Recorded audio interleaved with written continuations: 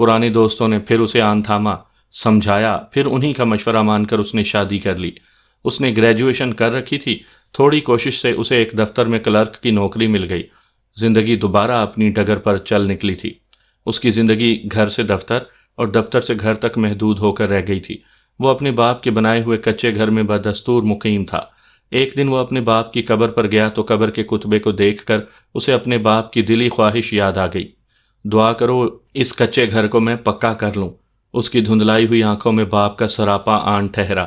اس نے قبر پر کھڑے ہو کر عہد کیا کہ وہ اپنے باپ کی اس خواہش کو ضرور پورا کرے گا، لیکن تنخواہ میں تو گھر ہی مشکل سے چلتا تھا، گھر کیسے بن سکتا تھا؟